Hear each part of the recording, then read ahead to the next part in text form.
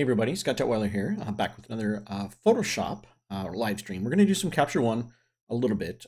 You can use Lightroom, you can use Capture One, whichever you'd like. Same idea applies. We're going to go into Photoshop, do some retouching, and then come back and color grade. So it's our standard for a live stream, and of course we're going to cover some different techniques for retouching as we go through different images. I'm also going to be starting some kind of retouch with me type of processes where what I'm going to give you one of my raw files and then we're going to retouch it together. So I don't have that prepared today, but I will have that prepared hopefully for next time. So for channel members, you'll be able to just download the file for free. For non-paid members who just want to follow along, it'll be like $1 or something. It'll be very cheap for you to be able to download the raw and then follow along. So the goal is that if you don't have a picture and you want to learn these techniques, practice makes perfect, right? So if I show you the technique, don't just watch this video and say, well, I'm going to learn it because I watched the video. Actually follow along and do it at the same time. And I guarantee you that you'll retain the knowledge better, but you'll also get faster at it. And obviously efficiency is king if you're trying to do this for money. You want to be in and out of a picture as fast as possible so you can move on. So in kind of news, I just did the Texas School online version yesterday, and we had a great crowd there, like 250 some odd people. And I gave away a texture pack as a door prize there. And I'll be speaking at Imaging USA coming up, but obviously that has, if you haven't heard already, has actually turned virtual as well. Although it looks like they're going to show the world how a virtual conference can actually be done and be done in a cool way. So they're actually, I think, making a custom piece of software for this event. And I don't know a lot of details, but it looks really promising. So I'm super excited about that. So I was going to be teaching a pre-con, which is an all day long lighting, shooting, retouching type of activity. And I don't know how that's going to work now. We're going to obviously move it virtual. So do I hire a camera crew? How do I do this? So still going to maintain doing a pre-con for a whole day, but doing it virtually. And I may actually do this in my studio and have a small studio audience just to make it more interactive. So brainstorming, have a few months yet before we get to that point. But if you have thoughts on that, leave them in the comments below. So what we're going to do is we're going to retouch some pictures today. And I have, I'm going to use my little picture-in-picture. So you can see me up in the corner. I know I'm blocking one of the pictures here, but when we go into Photoshop, it'll make more sense. In fact, I'll turn it off right now. How's that? So we're going to retouch a picture of Lenaria. I'm actually going to work with her again this Sunday. And my hope is to actually take some of portraits of her so that we'll be able to use those pictures for these Retouch Together series. So we're going to do a couple, I think, in Capture One only. We're going to try and do a full retouch inside of Capture One without reaching for Photoshop, and then we're going to do another one that's kind of the hybrid that you're probably used to watching during this live stream. Kurt says he might come over then. Yeah, you should. You should do that. Okay, so today we have these 8 images to play with, and I was kind of wondering which one I wanted to play with today. I mean, they're all beautiful. That's the curse with working with one of the, like one of my muses here, as I call her. I only have about 4 or 5 ladies that I work with that every stinking picture is amazing. And you end up with this giant album of images that are all so good from one day. And it's it's one of the curses of having someone that is this amazing, costuming wise, talent wise, and personality wise to hang around. So I'm really fortunate to be able to work with her again this Sunday. So today, I think I kind of want to work with either this one or this one. So those are my 2 contenders at this point. What do you think? I'll give you a second here to throw it in the chat if you have a preference on one of these all the way across the board here. But I'm leaning toward this one for the moment.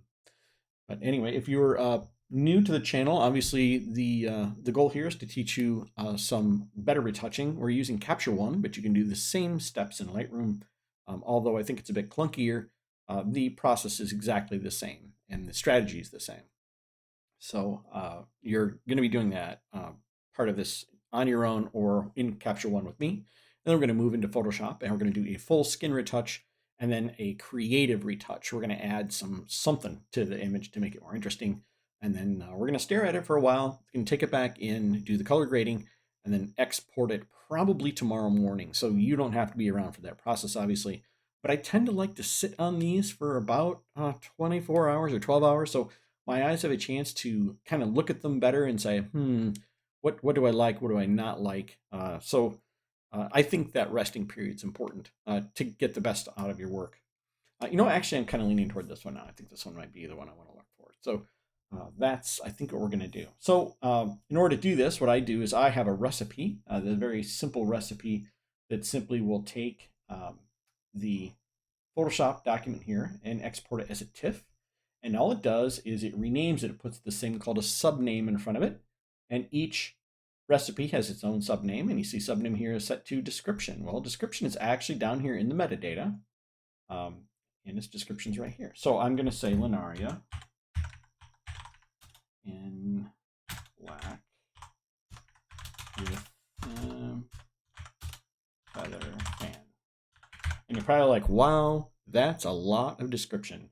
And the reason I like to do this is because later on, when I want to find this picture, I can do it based on the title alone. I don't even have to look at thumbnails. I can just type in the word fan or feather or Linaria into Windows Explorer, or even Google Photos. I mean, whatever you're using will find it. Plus, her modeling information is actually exported in the metadata as well as a keyword. So I have all the information about who the dress designer might have been, hairstylist, makeup artist, and then the model. So it makes it really nice for us to be able to do what we want to do here and keep ourselves organized. So that's Control Spacebar, by the way, to be able to check your focus. You can do that on any image here. You don't even have to make it big to kind of check it. So that's one of the benefits of this versus Lightroom, is you can quickly ascertain what is going to work and what isn't going to work for you. So I'm just making sure I have no other process recipes selected, because that always leads to hilarity. Now, what I want to do here is I want to start with the lens correction. Are there any lens corrections I want to make? I always make sure this is set to extra shadow. It's just my preference. And I do want to upgrade this. The engine is set to capture 112 and we're in capture 120. So I'm just going to click upgrade and we're done. So any benefits to the raw engine are now yielding a better result here. By the way, if you are used to Lightroom, you're going to find that the raw in Capture One is much better. And it's the primary reason that people leave Lightroom to come to Capture One. Yes, the interface is confusing and there's a lot of buttons and lots of things to play with. And it's not, I say, feature rich over Lightroom in most respects. The batch processing in here is perfect. It's so much better than Lightroom, but as is watermarking, I'd have to say. But everything else is on par, probably about the same, except the raw engine. The raw engine is much better. So I set this to the extra shadow curve. I think the default is just a bit darker, and I don't need that. We're going to go into Photoshop, and I want as much detail in the shadows as possible, which is where stuff gets to be a little weird. So I'm not going to pay attention to some of this stuff here. We're not worried about it. I don't want anything to be sharpened, though, so I'm going to pull that all the way down. In fact, if you wanted to, you can just save this as the default. So I don't need this sharpening anything. My camera's plenty sharp, so I don't want to pre-sharpen before I go into Photoshop, just as a general rule of thumb. So now this won't happen again. And I know I had some people ask me questions about this. This is the default that I use for my camera, and you can set these all as your defaults here. So if you're happy with whichever profile you're using here, and this is my default, you can go ahead and change this stuff yourself to whatever you like. So if you like that pre-sharpening, feel free to check it, and so on. Whatever film curve you prefer, and so on. So I'm just going to leave it like this and call it good. And now we're going to move into exposure, and remember that when we're in RAW is the only time this slider really does anything good for us. After we leave RAW, this slider, it becomes kind of dumb. So I want to check her skin here. I'm looking for the bar to be right about on this line here. That's just a general guideline for Caucasian skin. And it looks like she's a bit bright, so I'm just going to pull that down. Hold down my Alt key so it moves in small amounts. And we're good there. You see that we are off our mark here, in that her skin, normally when I would have shot this, I would have wanted this image to be about this bright here. And I underexposed this because I really want to push the brightest parts over. That is because this stop here, there are 4 stops shown here. This stop here is half of our image data. So you can see here I'm a little flat on that. I probably forfeit a good amount of data. Are these built-in presets? Well, they're not presets so much as they're just the default settings. So you can use presets, but I tend to just use this. I don't want any sharpening. So in this case, it's easy. Shove it to 0 and hit save. But yeah, you can create your own presets and save those as defaults as well. Sorry, it's a question from Kurt there. Okay, so I got her skin where I want it. Not have to worry about the shadow. So I'm just looking up here at these numbers that are shown to see if there's any super dark areas. You can also click on this button here, exposure warning, and it will show me anything that is really kind of suffering. And you see there we've got a 333, 1. They're really low numbers. So I may add a little bit of black here just to pull that up just a bit. And then we're good there. Kurt's asking, are the profiles, can you save the profiles as custom? Sure, you can save anything as a custom that way. I don't though, but you could, absolutely. I'm gonna put my glasses on here. Okay, so now we have everything's in gamut for the most part, so I can turn that off. And I'm just looking at the picture in general. I do want to darken, I think, this side a bit. So I'm gonna hit G to bring up a gradient and just drag it over a bit. And then I'm probably gonna pull the brightness down just a bit. Just to kind of make this a little bit more even. Now I could have done that with exposure, but exposure pulls down everything, including her shoulder here, and brightness works in the middle of the curve. So it tends to pull down things that are medium or darker, so it leaves her shoulder as exposed as it was before. And I think this just looks good to me. So personal preference, but I tend to use this as a big hammer, and then all your finishing work is done here. And then once we leave raw and we go into Photoshop, we're really not allowed to touch this again because it'll make the image muddy. It's not that there's a rule against it, it's just gonna look muddy. And if you don't know what that means, you're gonna see it when we try and play with it later. So there are any other things here as far as recovery goes. I get to go back to my background layer to make those changes. So any more shadow recovery we wanna make, I'm happy with that. And then we're gonna play with the white slider later, but her skin is perfect, so we don't have to really play with that at all. We can pull it down if we want a little bit more safety range there, and just to make sure we don't blow it out. I do tend to brighten my skin as I retouch it. It's just my habit. So I may pull that down a bit just to give myself some room, and we can always add some contrast to that later to bring it up. So I'm pretty happy with that. So this is all I do for my first foray into Photoshop because all these things are sensitive to the raw data. You get a much better result when you move things with raw here. Same with Lightroom. Do all your exposure stuff first. I do not color grade at this time because we're going to go in, we're going to fix the skin, and then we could come back. And if a client says, hey, I'm looking for you to throw some flowers in the background, or I want, something else weird, which is where we're going to go today. We're going to go with weird. We're going to do something arcane to this image. At least that's my goal. We'll see how it works. I haven't obviously tested this, so we're just going to play with it as we go. But I don't want to do that. And then a client comes back and says, oh, I don't like that. I take the flowers out. Now you have to go back and retouch the skin again. So we want to retouch the skin and then make decisions on other creative aspects of this. And we can do the color modification later. It doesn't really impact it as much as it would if you do your exposure stuff later. So that's good enough for me. So I'm going to skip all the way over to this button here for outputting to Photoshop. And again, you can right click and choose edit with and then open it in Photoshop as well. But it's not going to get this cool name added to this 4-digit train wreck thing that I don't know what that is later. So I like this nice verbose name. So you'll see when it opens Photoshop here that we get a very sexy name added. So we got Lunaria and Black with Feather Fan. So super easy to understand what this picture is. And now I can bring my picture up. Hey, okay. So let's retouch this. So it looks crooked because of this background paper up here. And we need to fix that, obviously. So 1.5 million ways to fix that. My favorite is probably the patch tool because we can go over and over and over again. However, if we use the patch tool here and we pull it down, you're going to see that we get this weird blur area. So they came up with this cool thing. You can say content aware and pull it down. And it's supposed to work well. That's actually not terrible. I have found in general this to work poorly. But we're going to just go with it for a minute here. Let me show you the old way. See, that's just terrible. The old way we had to do this before this content aware thing came in is you'd simply take your clone stamp and you'd make, say, an area here, and you just clone stamp up like that to make a bridge, and then you could go across your bridge, grab this area, and pull it down. And this gave you the result you were looking for. So this was the way you had to do it before the whole content aware fanciness came along. But as I said, I'm really not overly impressed with that. Trying to find something here that isn't all goofy, but I guess we'll get this one. Yeah, see, I just created more problems for myself because I tried to use that goofy content aware thing. So I don't tend to like that very much. I just use this, and I just use it over and over again. I'll zoom in here to see what I'm doing until I'm pleased with the result. So just kind of grab it and move it over and just keep going.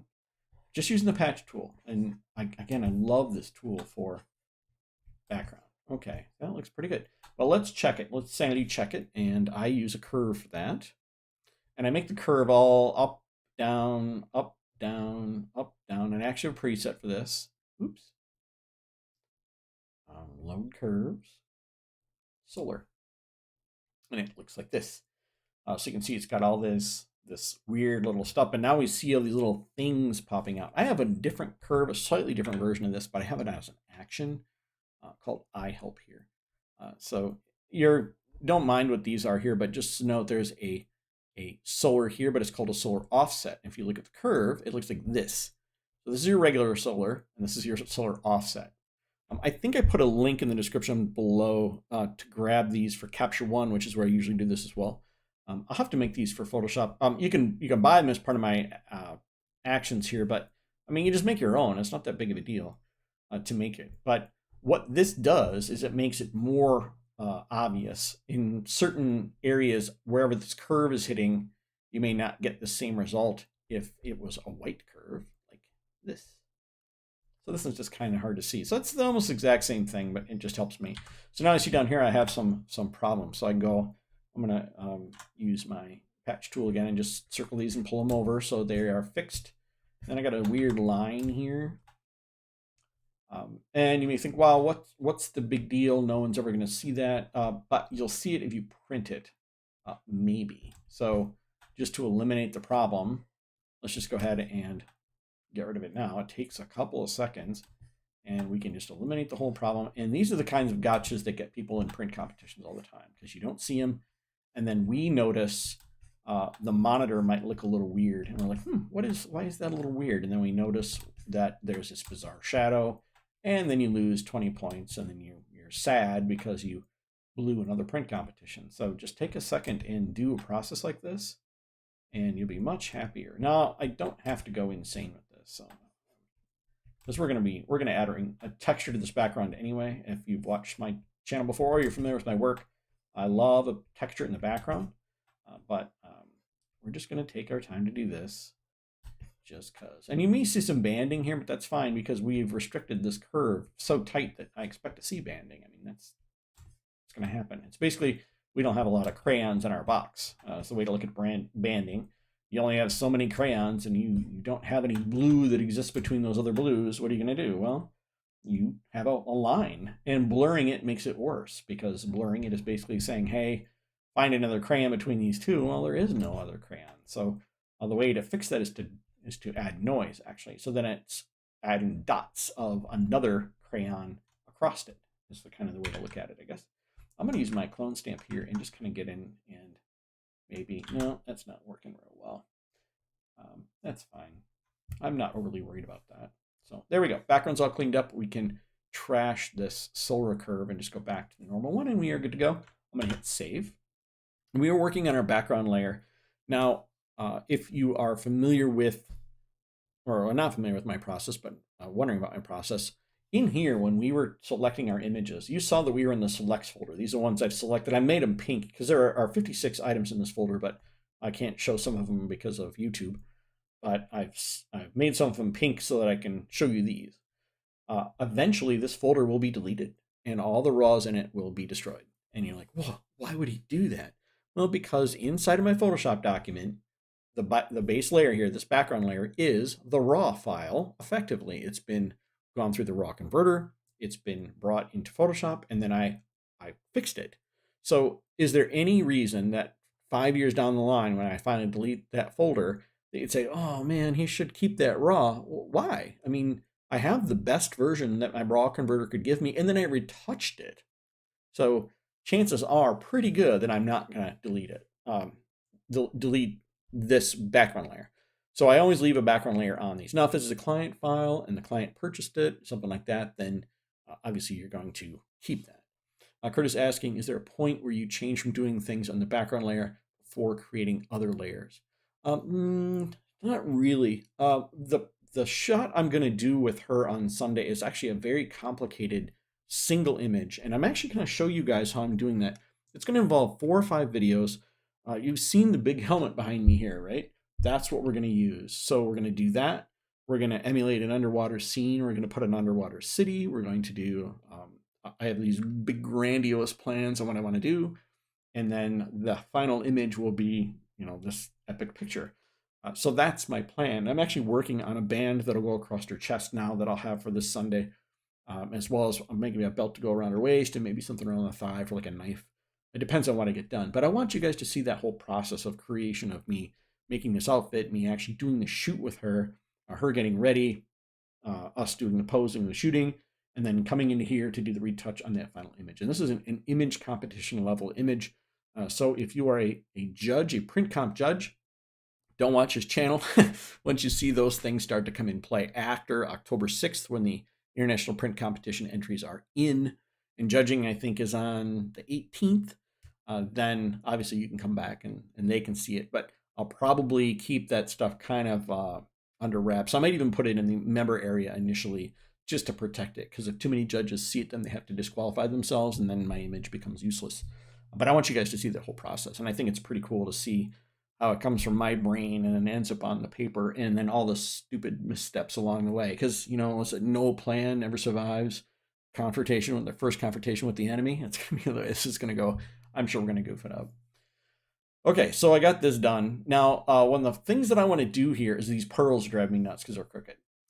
So we need to fix that. But I want to do that before I apply a background texture, because if we start to squish these pearls around, the background texture might get pinched and we might come into an issue there.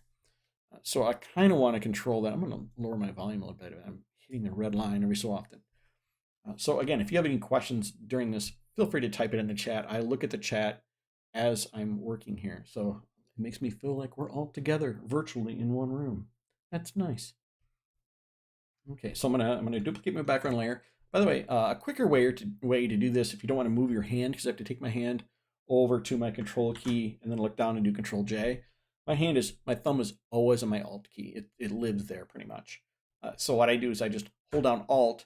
You can right click, and if you just drag this, well, it has to be unlocked. Just double click. If you just alt click and drag, it will duplicate it. Yeah, you have to unlock it first. So just double click, because it's a background layer, alt click and drag. And if you want to keep this as a background layer, you can go layer, new layer from background, and I'll turn it back to a background layer. So yeah, not saving any time at all. Might as well just use control J, but there's another option for you. So if you want to duplicate this quickly, you can just do it this way. Just alt clicking and dragging is a pretty sexy way to do that. Okay, let's fix these pearls. So what I want to do is just create a box here. And I want to do this because it's only going to load this part into memory. And I'm going to do Control Shift X to enter liquify. And basically just use my liquify brush bigger. And we're just going to scooch this around. Now we could do this with Puppet Warp too. We can do it with a bunch of other methods. I'm going to use it this way. It's just the one that I'm most comfortable with. Well, that's the one I use the most, to put it that way. So let's go scooch these around a bit. And it's kind of laggy. And this tool has become laggy. Like, I don't remember it being laggy in the past. So something has changed, and it's not my machine, I don't think. So just kind of mixing those around a little bit, see how they look. I want to be as straight as makes sense. They don't have to be perfect. But if my eye detects a little bit of wobble there, then I'll just fix it. And that looks pretty good to me. Slight little adjustments here and there. Good enough. Okay, let me show you a different way to do that. So if we did this again, you could take you can use the polygonal lasso tool too if you want to, and just kind of do a quick yoink around it like this. And then do Control T, and that will bring up your transform tool, right? And then you can right click in here and you can choose to distort, for example. And then we can go in and try and bend this, however we want to. But now you have to deal with the background getting all weird and the bow in the middle, and it's work. There's also under Edit, you can do Puppet Warp, And Puppet Warp creates this grid pattern. By the way, Puppet Warp is really cool. We're going to use that today. We're going to use this for other bigger fish to fry. But Puppet Warp is pretty cool if you need to move major parts around an image. But for this, Liquify is perfect. I mean, it just does what we want it to do, and we're done. We don't have to deal with it anymore. So again, there's 8 ways to fix that, and you decide the one you want to work on. Okay, so I'm going to, we're 28 minutes in. Let's retouch your skin real fast. For those of you who are new to the channel, this is something that I do with every image, of course. If you're a portrait photographer, this is something you have to be able to do.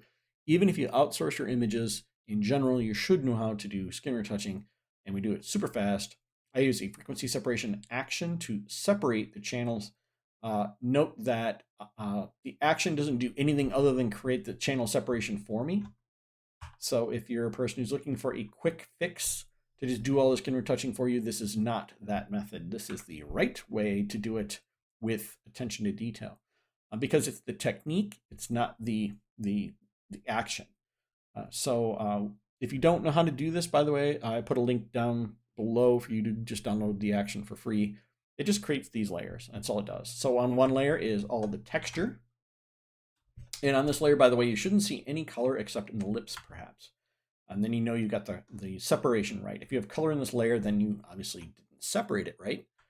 So that's bad. And on this one, you have all the colors. So no texture or a little texture, mostly color. And this is why it's called frequency separation. So the goal is to kind of work on these 2 corrections. So let's start with the low layer or the color layer, and I'm going to grab a healing brush. Now there's a bunch of different, I'm going to call it mentalities on how to use this layer. I know a lot of people like the mixer brush, and all they do is they just kind of smear the color around and try and make it so there's no real texture on this layer, right? So they just kind of this thing. I don't like this. It's good in a pinch, I guess, and there are situations where I use it, but in general, I find it too heavy-handed. Note that I was showing you like this was some sort of bad infomercial, like you're trying to do something and you do it the worst possible way. But in general, I don't prefer that method. Another way to do this, by the way, if you're looking to do it fast, is just to go filter, blur, and Gaussian blur. And a lot of people do this, and they'll blur that layer and say that's good enough. Now I can go back and say, wow, look at the difference that made, with just the color layer. Again, it takes a lot of the life out of the skin. There's another way to do this. Since we're on the dumb ways to do it, we can come back and I'm going to duplicate this again. I'm doing this duplication so that I don't destroy the actual layer I want to keep. On this one, if you are going to do it this way, the other hammer I see people use is surface blur. So surface blur will try and maintain the planes of the face, but will blur the other areas. So it tries to maintain that plate of the face. But again, this is just too much of a hammer. Let's try it on and see what it looks like. It's one of those. I regret doing it, but let's gonna see what it's gonna look like anyway, and see why you don't do it. I guess you can't do it. It's just a tool. There might be a case where this is a really great way to retouch something. I've seen this used to fix a background before when you have a lot going on behind the scenes and you need to blur some annoying dust spots or something like that. It's a possible way to do it.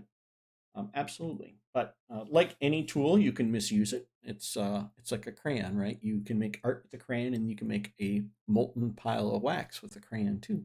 In case you didn't know you can do that, you can do that too. Maybe that's art. I don't know. So if we turn on our highlighter now, you see we get this weird 1980s thing. Well, what we would do is we'd mask this whole thing then, so that you would go back in and you would paint with just your brush tool and go in and brush in where you wanted that travesty of retouching to go, because you were saving time and you want to be this super amazing photographer, but you don't got time for that. So yeah, you do this super fast thing. So there's you go. That's another way to do it. There's a bunch of ways to do that, but we're going to do it the right way, or the way that I perceive to be the right way. And what that is to use the healing brush And we're in a bit too close. And what I'm going to do is just get rid of the marks that I see from here. And why I like this is because it leaves a little of that texture of the skin and allows us to just bring in the parts that we want to bring in, but those little tiny nuances that make humans look like humans are still there. So I just prefer this method a ton. Now, this is not the best way to retouch skin. If you're looking to do it the right way, you could use dodge and burn to do this. But that is a 4-hour plus adventure.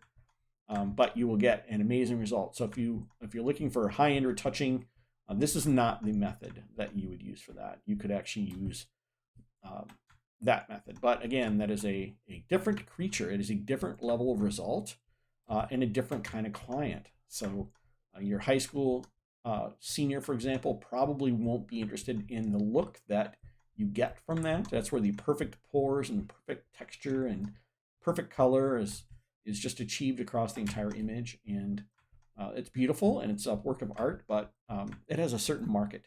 And my high school seniors are probably not that market. For models like Lenaria here, by the way, don't remove moles. That helps with believability, first of all, but second of all, you can make somebody real self-conscious about themselves if you start taking marks off their body, because you're saying to them, well, this is a flaw. And make sure you retouch the arms. You don't just do the face and walk away, right? The skin is over there. We are almost halfway done, by the way. I mean, we're over halfway done. This is a quick process. And again, I'm just looking at stuff that draws my eye. Any little marks, the things that are not going to be there in 2 weeks is the general rule of thumb I use. And that looks good. Okay, so now let's just do the high layer. And I use a clone stamp, and I use a sharp edge on this. Kind of imagine that if you're trying to copy the Japanese flag, for example, that big spot in the middle, you don't want blurry versions of that around your image. So you want to use the sharp edge brush so that you get the full pore. You don't end up with bits of pores here and there. And you just kind of go through and use whatever texture you would like to make the image the way you want it to look. I don't tend to zoom in too far on this, because if you do, you are committing to a much bigger process. And she's got great skin, so this is, again, a super fast adventure, like pretty much done there. That's it. We want to get rid of these hairs. They have to be gone on both the high layer and the low layer. So you can see we got rid of it on the high layer there. And then we just have to go and make it a mess there. And look on the low layer and see, yeah, there's that hair exists here. So we just have to go. If you're trying to get rid of something like this, by the way, don't copy down like this. Copy parallel, meaning click like on her chin, then go in and use that same mark to go up. Get a better result. And then you can go in here with your clone stamp. And again, just, oops, gotta be on the high layer. And then you can go and get rid of it. And it will be gone. So that's how you do that. So that looks great. And then anything here, again, that bothers us, we can get rid of. Any of these hairs that you want to get rid of, you could. I got rid of this one. That one. If they don't appear on the low layer and we get rid of them on the high layer, obviously they're going to be gone. So that's the nice thing about frequency separation, is once you wrap your head around the fact that things are on one of the two layers, every mistake is on one or two layers. If you want something gone, it's on one of the two. It's not in some weird other place. So just get rid of it. Okay, that's great. Now we're done with the skin. That was it. So I'm happy with the skin. We can always reseparate it later. So if I want to, I can go ahead and flatten the image at this point. I could also create this into a smart object if I know I'm going to come back to it later. For now, I'm going to leave it like that, but I'm going to get rid of this layer. This was the layer that I used to separate before, and I no longer need it. So that'll take us from 895 down a bit. And I'm going to hit save and start that process. Okay, so now let's make some art out of this thing. One more thing I might want to do. Well, yeah, let's do that right now. We're just going to dodge and burn real quick. So again, I have an action for that. And all the dodge and burn does is set up my layers. It doesn't do anything, right? It just creates the layers. So I remember what I'm going to do. This one's not used. So all we do is it's these four. So overlay highlights, this is her eyes. Global is like arms and contouring. And then a lighten and a darken. So again, it looks just, that's a lighten curve, and it doesn't really matter where it is. It's just lighter. And then a darker curve, which is darker. It's all they are. And they have blank masks on them. So if we were to use our brush on this lighter layer, everything we put here would show that curve through. And then same with the darkened layer. So that's the idea behind dodge and burn using a curve. Very simple. But in order to see what we want to dodge and burn, I would use this luminosity help layer. It's just a gray layer set to color. And you just turn it on and it makes it a black and white. And this is a real black and white, not using any sort of subjective adjustment. It's just a tonal grayscale. And then I use this contrast curve to help me see. So this layer can be bent to your will. So you want to torture it. You want to do obnoxious things to this layer to try and find dark areas or patches on your skin. Select that one there.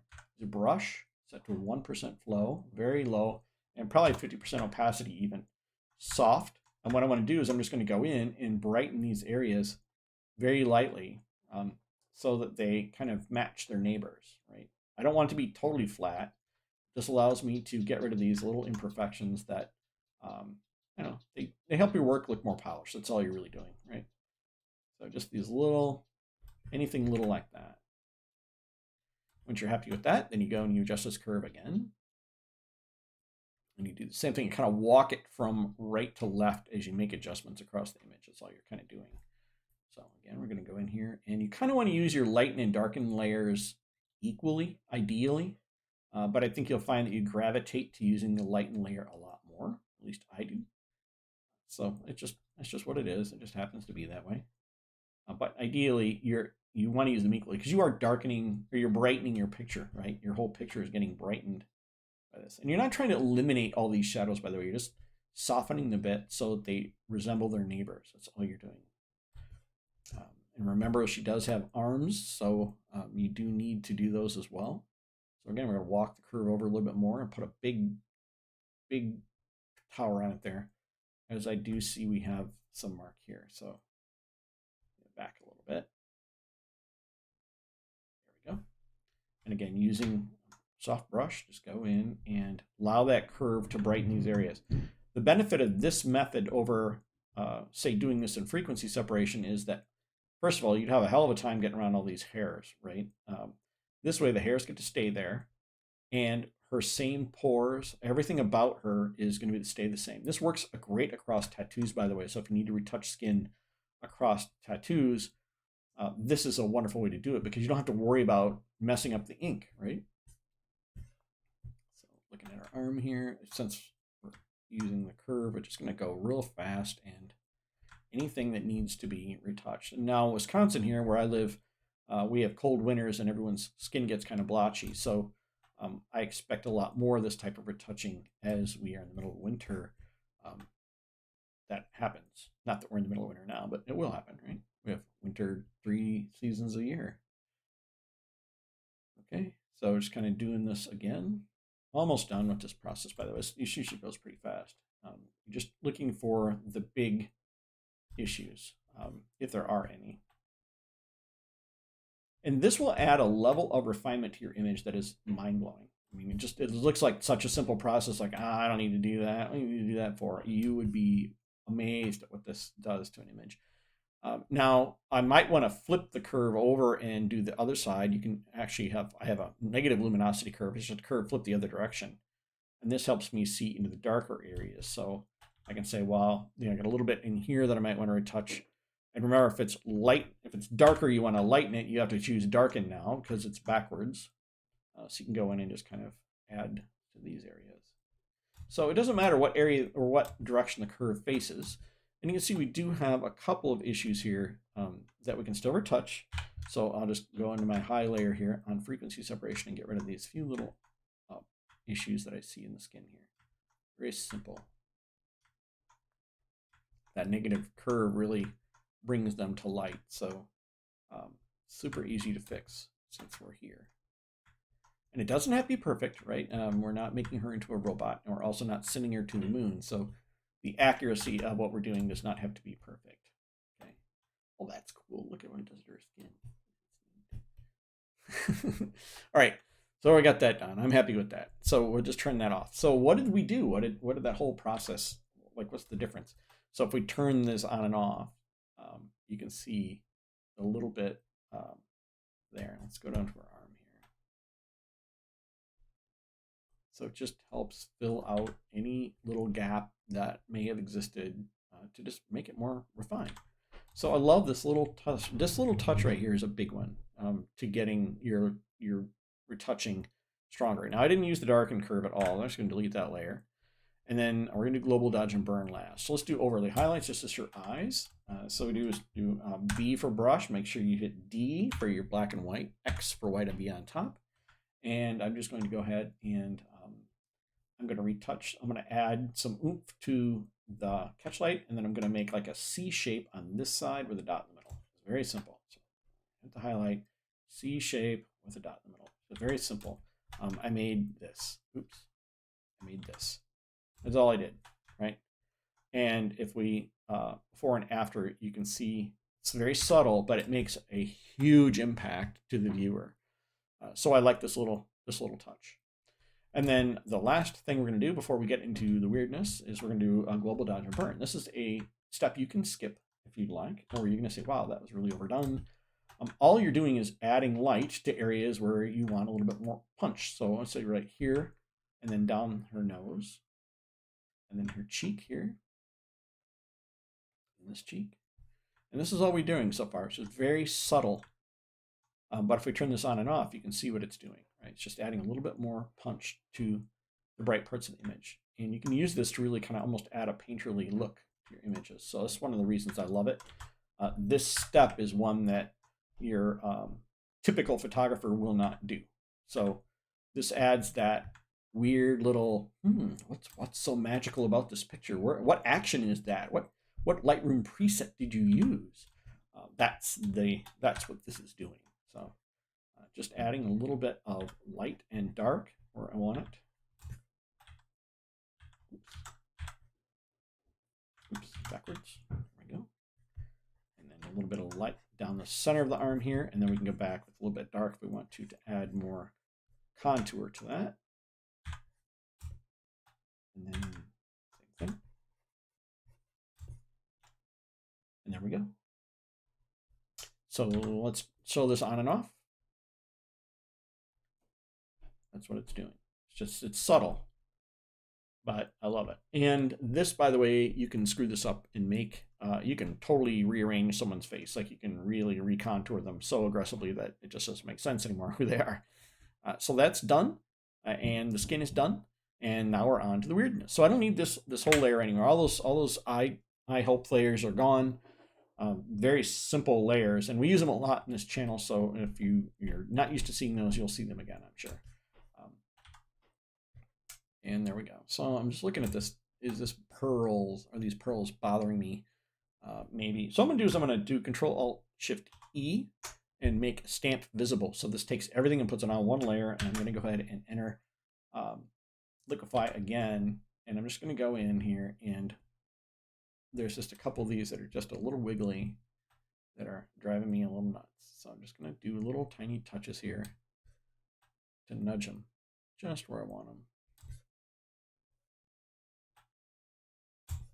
I'm not even sure which ones they were anymore. I don't see it, which is good because that means that it's working. There we go.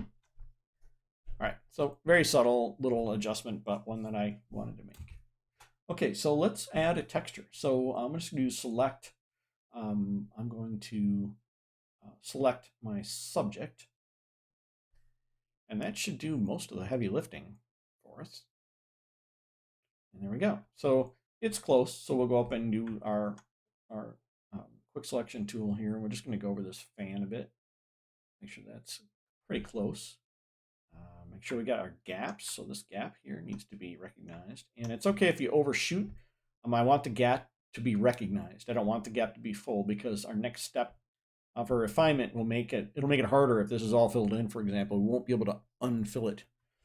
So once this is good, we're going to go ahead and select, and I'm going to hold on my shift key when I hit select and mask, and this is going to bring up the legacy version of this panel, which I prefer. It's just a personal preference. And then I can do is I can just brush in areas where I want more refinement. And I note that I'm not doing the whole picture at once. I am trying to do little bits here and there. And sometimes it's good, sometimes it isn't. If it isn't, just undo. It doesn't have to be perfect, It just has to be better than it was.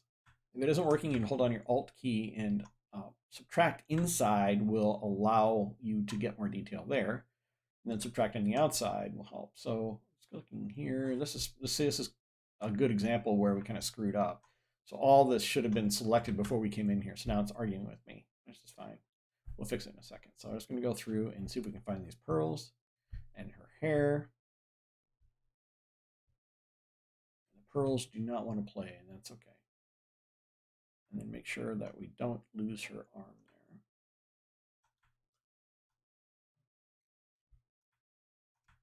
Just do a mark here.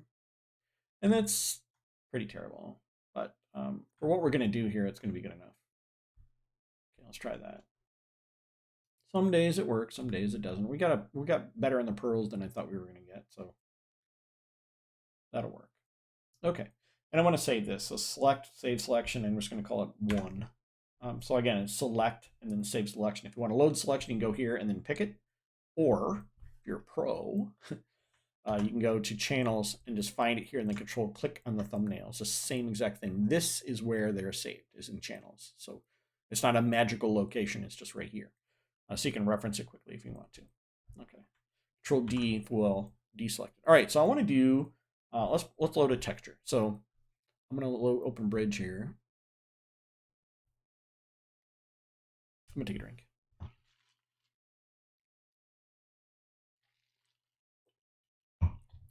All right.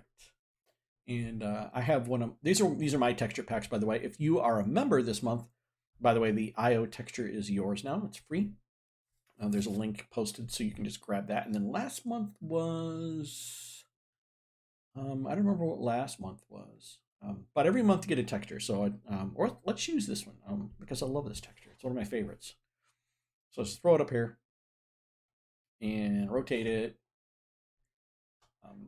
thusly. And we can, play with rotation. Like, do we want the dark side on that side, the light side on that side?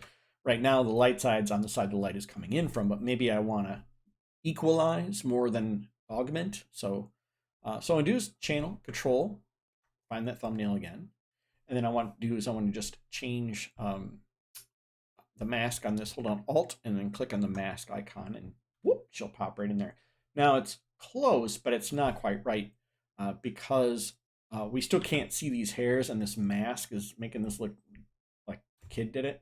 So we can just change our blending mode here to something like overlay.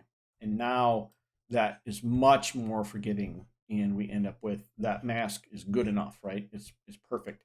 The whole idea behind creating the mask, by the way, is to prevent areas like this where you see this, the texture has spilled over into the image. So if I alt click on the mask there, you can see we have some issues and we have to go in and then clean those up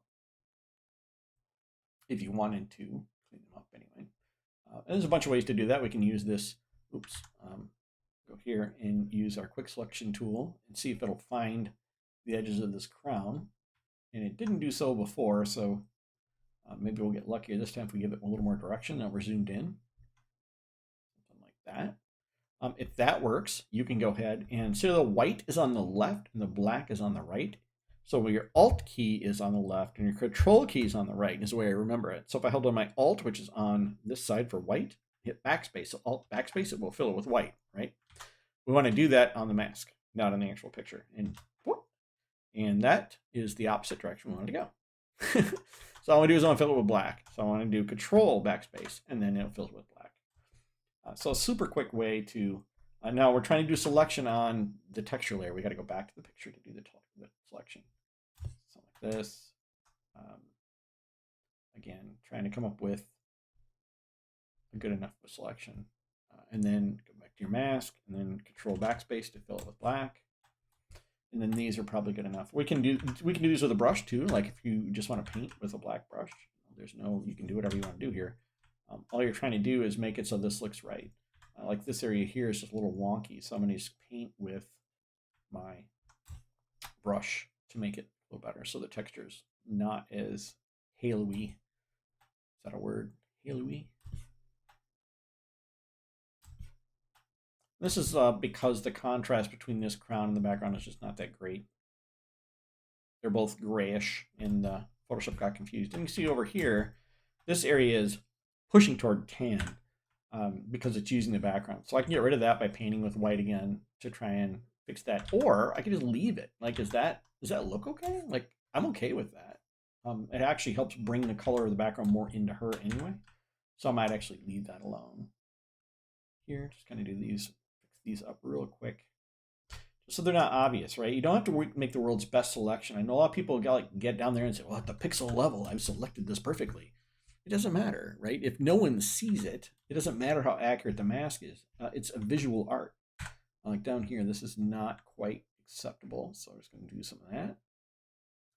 And what I tend to do is overcorrect and then come back with the correction.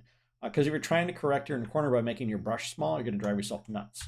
So, for example, if you want to correct this, just swoop over it with the right color and then come back on either side with the correcting brush. This trick is one that will save you. I know so many people don't know. They try and make their brush tiny and go in there, and it just never looks right. So that's the way you do it. You overcorrect first. Same thing here. So we just switch black and white is all we're doing, switching between black and white and painting over the colors that we need to paint over. And then we got, this is not that great. So we have to come up with a way to make the feathers look like the background is all part of it. So maybe I have to add a little bit of brown to them, right? So this big soft brush, it looks pretty convincing. That's all good. This is all good. This is a little bit, oops, too much. Her hair here, we didn't do a very aggressive mask on that. So this is a little weird here. Again, you can knock your opacity down to like 20% and go back over it again. You don't want the mask to be obvious. That's the number one thing here. Obvious mask, you lose, right? So don't want an obvious mask or an obvious line. So there we go. That is mucho bettero. There we go. So that's nice, but would 2 be better, right? 1 is good. I'm going to hit save, by the way. I'm going to take a drink. I made a margarita before I did this, and I'm regretting it because it's getting watered down. Margarita, Wisconsin. Should be an old-fashioned, right? So Control J here on this will make 2 of them. Ooh, it's much more dramatic. But it also took my file size up a bunch. So a cute trick here is if you can take any of these adjustment layers. I usually use curves because curves is handy. And you clip it. You can use this here, or you can alt-click between layers. It's the same thing. And now this layer behaves as if it is a copy of this layer. So if I turn this one to overlay, it's the same thing.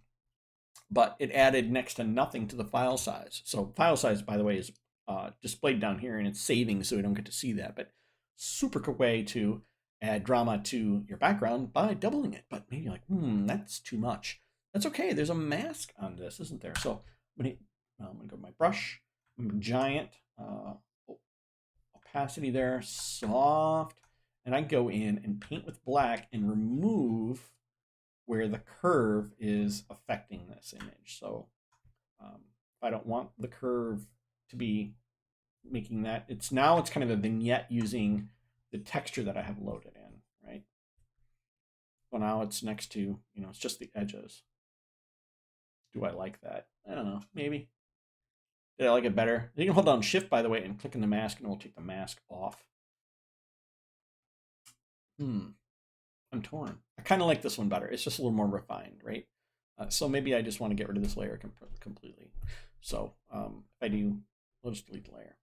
I don't need the corners yet anyway. I don't think. Do I? Maybe. I'm indecisive. I'm an artist. I haven't made my mind up yet. Okay, but there is something I want to do here. I do want to add kind of an arcane twist to this, just because that's kind of the weirdness I like. So I'm going to make a new layer here, and I have some brushes. Now, I bought these brushes years ago, and I don't remember where, but somewhere online. And you see them in all these pictures. They're kind of cliche, but I love them. And they're very arcane looking, but I actually paid for them because I use them a lot, and I like them. They're actually from a book. I can't remember the name of the book, but it's one of these books that's like super famous, cryptic book. So I'm gonna do is I'm gonna grab a color. I'm just gonna grab like this medium brown here.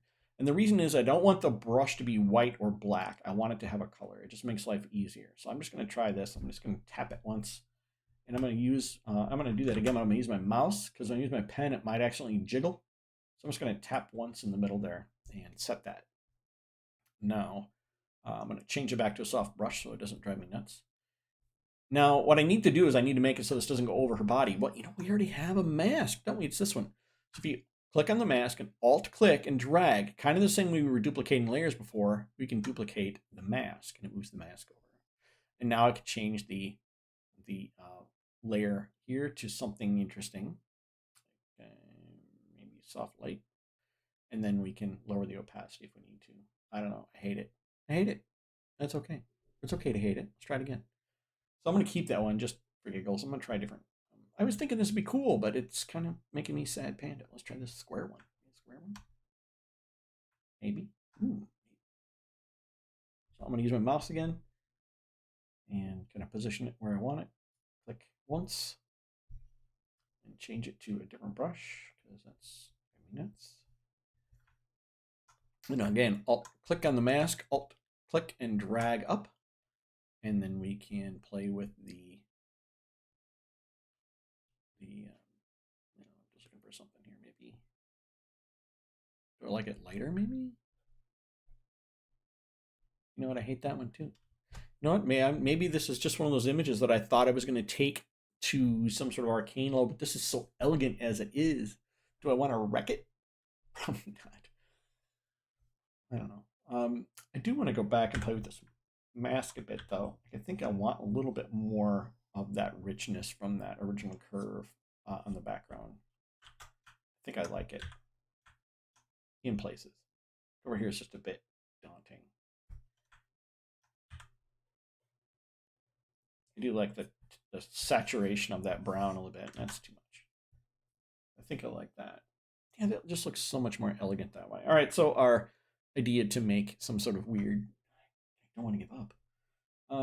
Maybe let's try another brush, another group of brushes. Special effects brushes, I don't know what those are. Oh, those are for drawing. Yeah, I don't have anything I want to work with. I'm just gonna leave it like this. I like it. It's very painterly. Ooh, we could make it painterly. I like it this way. So I'm gonna hit Control S to save it, and then we're gonna go. Is there any color correction I want to do to this background? I would do that with a hue and saturation adjustment layer, and now I can. I always have it on the top, by the way, just out of habit. I can play with what color I want this to be. Like, do I want to push more, like feature more of the color of her hair? And do I want to go the other way and say, well, her hair is red, so the background should be blue? This is where you get to play the artist. I tend to think this is really kind of asking for this red color. Just my preference. I think that's very nice. And just looking here, this looks kind of muddy, like right in here. Just doesn't look quite right. So I'm going to take and we're going to try a few things. We're going to try and push the background by, I'm using a white brush, and so I'm actually painting into the mask now. So I'm disturbing this balance of where the end of the mask is. And I think I need to make this crown a little more. We talked about leaving that before, but I think it needs this. And again, painting in, and that looks kind of muddy. So just real fast, we're going to create a quick selection. Love the quick selection tool. It's my baby. Okay, because it gives us a couple options. First of all, I can paint on the outside, but Control I, right? Let me invert the mask. So, oops. Control Shift I, Control Alt I, Control Shift I. There we go. Control Shift I, and then I can go here, and I can paint with my mask using a brush and white as aggressively as I want, and I can Control Shift I to invert it again and paint with black on this side. So you can use both sides of your mask to do work. Control D to dismiss it, and I want to paint this in here just a bit. This is just looking kind of muddy. Like, I want the richness of that texture back in there. That looks better. Okay. Control S to save it again. And now what we're going to do is we're going to go into Capture One and we're going to color grade this bad boy. And again, you can do this in Lightroom, but I'm going to show you Capture One because that's the way I'm doing it. I'm putting this Wacom tablet pen away. Once I'm done with skin retouching and painting kind of things, I put the pen away. It slows me down, but without the pen, doing skin retouching is work. So I'm so much faster with the pen. If you do not have a Wacom tablet, I highly recommend the medium or the small. I have my medium mapped to a small because I don't find moving my arm in big swoops is helpful to my speed or efficiency, and it doesn't make me a better artist. It just means it takes more time to get something done. So I have this on a drive that is not the world's fastest drive, so we'll give it a minute.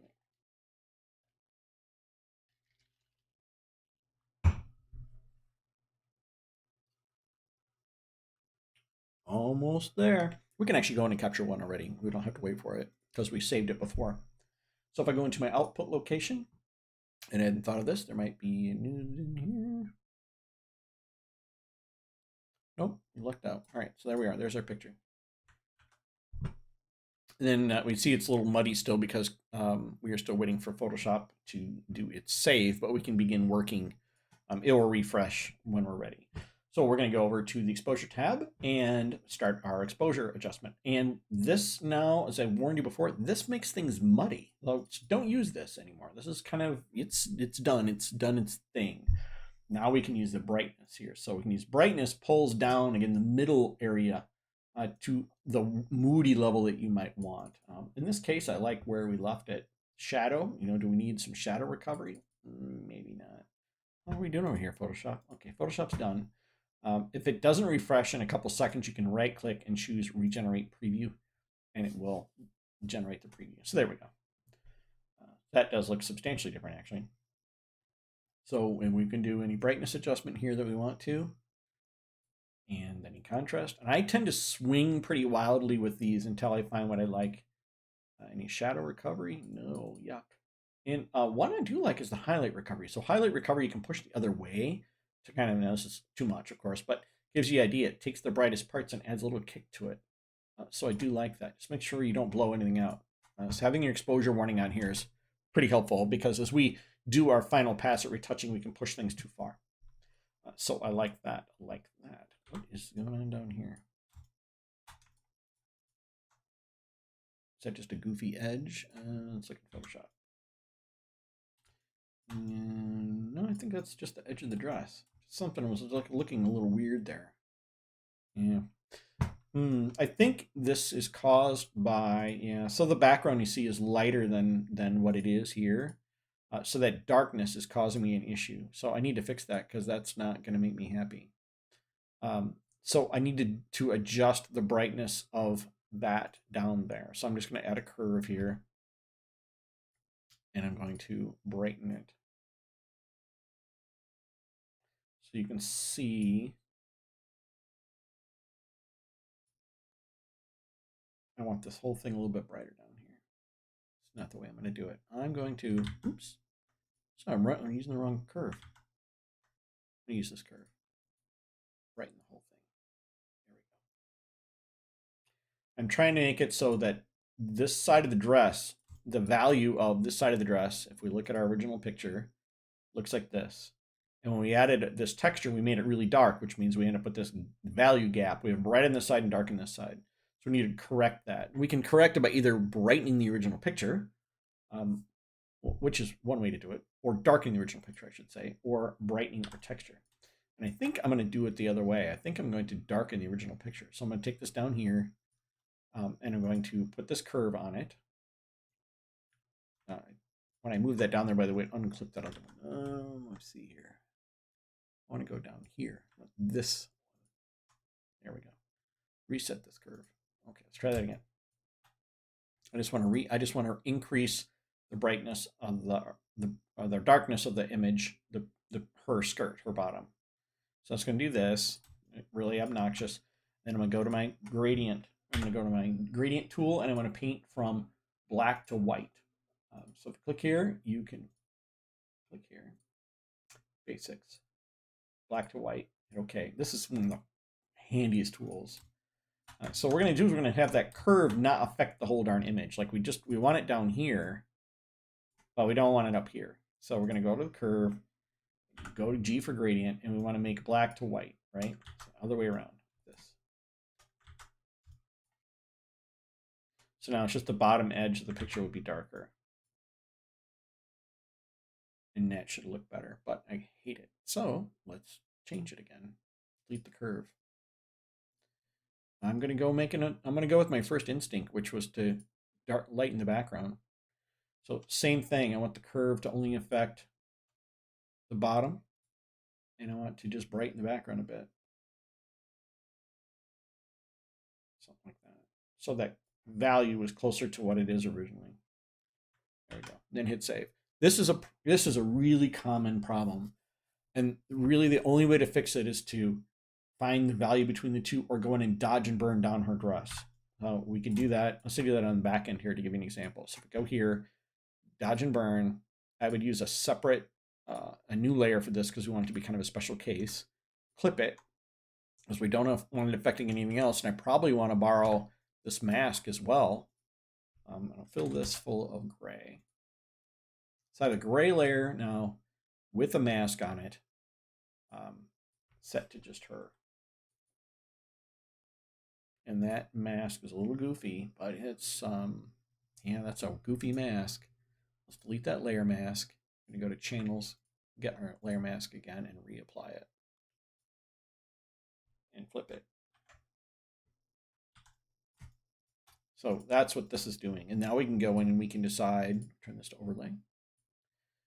We can decide how we want to bring her dress up or down. So we can go in here and dodge and burn. This is our mask here, right? So we can bring this up by burning into her is what we're doing. So if we do that, we can do this kind of thing.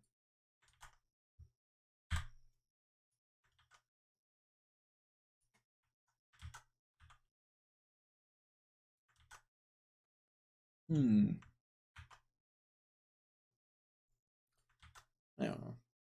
That's not doing what I want it to do. I'm going to get rid of it. I'm going to save this brightening was good enough. Let's go to capture one, because I've been playing this image for a while now. Regenerate preview. Okay. Photoshop done saving yet? 1.3 gig image now. All right, so let's color grade this. So I'm going to color, and I like my color balance tools here. Just going to drag it out. I'll start with the shadow, and I want to do this. I usually do it on another layer. I'll just do it right on the background layer. And I'm going to start here, and I'm going to make wild adjustments to this entire thing.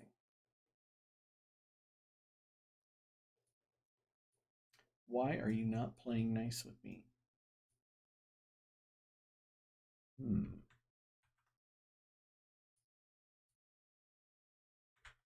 Something is awry. So let's do a new filled mask. Reset this one. Adjustment layer. Well, capture one. What is your problem?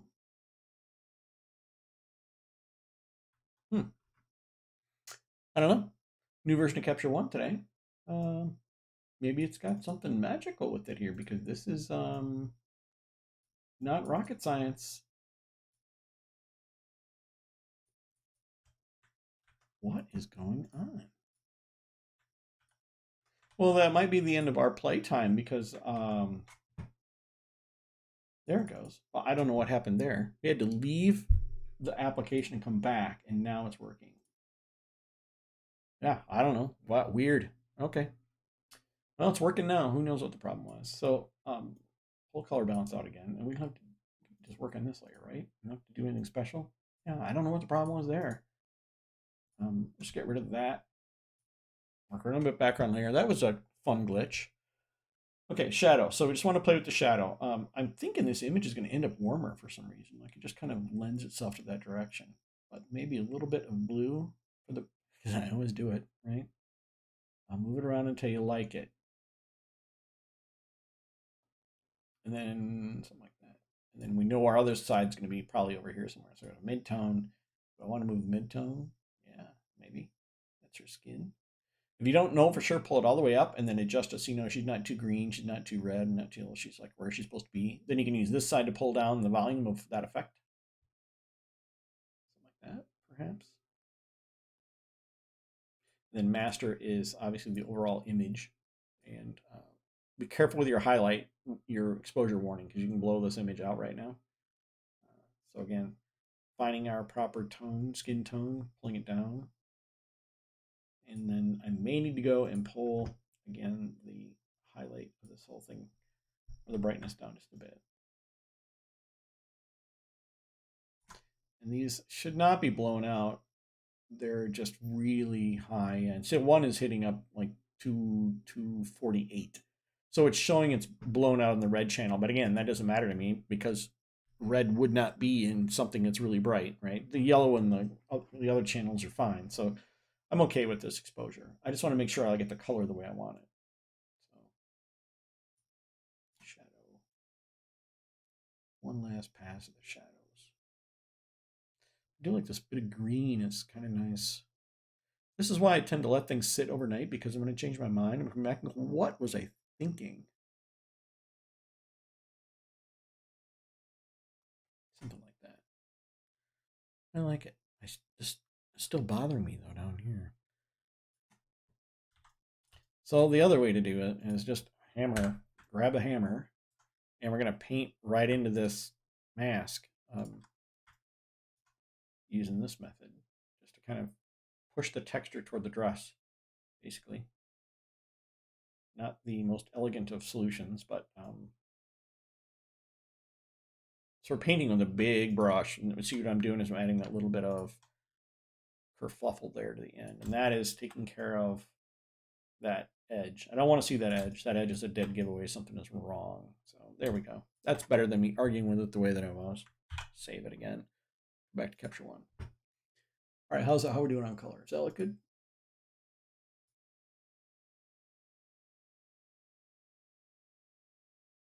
I bore everybody. Everybody's asleep. By the way, if you like this, click the like button. And nobody's clicked the like button yet. Am I that bad? Nobody likes my glasses, do they? My glasses. So if you like what we're covering here, that like button is very meaningful to me. So that's your way of saying thanks. So if you want to see more of those, bang on that like button. Okay, that looks good. Mid-tone. I tend to not play with the mid-tone often and use the highlight more. Or the master, I'm sorry. The highlight I don't touch either. And where do I want this thing? There. Something like that. Hey, we have an infinite more likes than we did a second ago. That's pretty awesome. Thank you for that. Okay, one more thing. Now we got that done. Let's add a new layer. Hit B for brush, and I'm going to add some punch to these things. So I'm just going to go real quick with this brush and highlight this feather thing. And I'm going to grab her hair at the same time because they're going to be probably the same treatment. Don't touch their skin, and this headdress too. Why not? We're going with the headdress as well. Don't touch your skin. Don't touch the background. Can't see what you're doing. Hit M and see what kind of train wreck you're making. This good enough? I'm not going to go for the fan yet. I don't think it's a big object, and it might overwhelm. Something like this. Doesn't have to be super perfect because it doesn't matter. But don't go over. Like don't do this and don't do this. Keep it inside the lines, like this. Then hit M for mask. What we're going to do is we're going to add a little clarity to this just to punch it a bit. So I keep my clarity in my color tab. It's just my personal preference. It's here somewhere. There we go. And it's usually punch for this step, but we can always change our minds. I'm just going to wink. Just yoink it up just a bit. And you can hold on your Alt key and click on this to see it before and after. Go to 11 here with it. It's a bit much, but I kind of like it a bit. Like this. Hey, thanks, Lewis. Lewis says killer image. Thank you, sir. And we do M. I make a little bit bigger brush. M for mask. So paint the dress here. If you make a mistake, hit E. Get rid of that little can't have it touch the skin and you can't have it touch the background. 2 rules. And they're rules for your protection. They're not like, well, I know better because I'm an expert. No, it's just this tends to not look good, right? So it's a rule because it just doesn't get a good result. Just trust me and don't do it. That easy. And is Photoshop still saving? No. Okay. M for mask. M for mask. And then same thing, clarity, but I'll probably use classic on this one. This is a Lightroom equivalent, right? Just punching the dress just a bit. Let's try a few of these. Punch, like punch. Do like natural? Nope. I like neutral. Oh, neutral works. I like that. Can we use it in the fan too? Let's hit B for brush. Put it in the fan. That's nice. I like that. Is that too bright? Yeah, it draws the eye. By the way, you can go over an area multiple times with clarity. So we've already done one for a headdress. I could go here with this other one that we're using on the dress and just hit the rest of these feathers again to kind of pop them even more. Maybe there's parts of this headdress that need a little bit more texture pop, something like that, or parts of her hair that I'm like, ooh, I love her hair. She has like the most amazing hair. She's a hairstylist for a living, so she should have good hair. But awesome. Okay, I'm happy with that. So once we're happy with that, what I would typically do is I would leave this sit for a while. One last thing I do is I just go and we know we're going to files with the Copyright Office. We know we're going to want a printable version, and I know I'm going to want one in my portfolio with a signature. And I'm going to go and find my watermark. What did I click on? Watermark. Use the hand tool, find it, move it around. So it's not in a Captain Obvious spot, but not hidden. Like if she flips it for her profile picture, like do I want to make it here? You know, I don't know. Something like there is fine. Then I'll probably make it a black one. So I keep black and white versions of my watermarks handy. This a little bit more opacity, just so it shows up, but it is not a visual distraction. Like I don't want my eye to go, hey, look, a big red watermark that's huge across the screen. I want a little, if you want to know who made it, you can find it, right? It's good enough. Like I want you to enjoy the image. I don't want to worry about that you're going to steal it. I want you to enjoy it. So one more thing, I'll go down here and make sure that my copyright information is attached along with my addresses and all that stuff.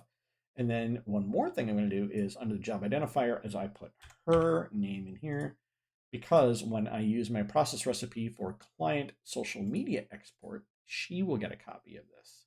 And again, I have a completely separate watermark attached to this one. And I can decide where I want that one for this recipe. So let's again go with the black watermark here and a little bit smaller. Oh, there we go. And leave it like that, maybe. Something like that. So we now have her export, my printable export, which is a Dropbox full of all my full-size printable stuff. So if one of my vendors wants to print one, or if I want to print one for a client, then that all goes into there. And then the filing for the Copyright Office. So I'm not going to click this button right here to process it, or this button right here. I'm going to leave it sit. I'm going to go eat dinner. I'm going to come back, and then I'm going to look at it and see if I need to twiddle with this, because this is the thing you're probably going to end up messing with. One more time, going in here and just adjusting this a little bit to say, do I want it more red? Do I want it more blue? Like, where do I want it? See, I've already changed it from where I had it a second ago. So you can fiddle with this for hours, but at some point you just got to walk away and say, you know, it's good enough, it's art, and then you're happy. So I hope you guys enjoyed that. If you did, click the like button. That's down there somewhere. And then if you want to see more, obviously subscribing is great. And clicking that notification icon so that when I announce I'm going to be doing live streams, you actually get an announcement that I'm doing. And that's the best way to keep in touch with the stream, is using that little bell icon. I know there's no better way to do it that YouTube offers, but it works really well. So let's do it. If you want to see this live stream, it'll be up for a day or so. Then it's going to move into the member area so that the people who are supporting the channels can use it for reference anytime they'd like. And again, this texture is part of that package this month. So if you're a member and you have not downloaded your texture, go in there. You'll see a link in the community for you to go ahead and grab that for free. So everybody, hey, thanks for hanging in there with me. Thanks for chatting with me. Thanks for Lewis and Scott for supporting the channel. You guys showed up today. I appreciate it. And as always, everybody stay safe, and I will catch you next time. Take care.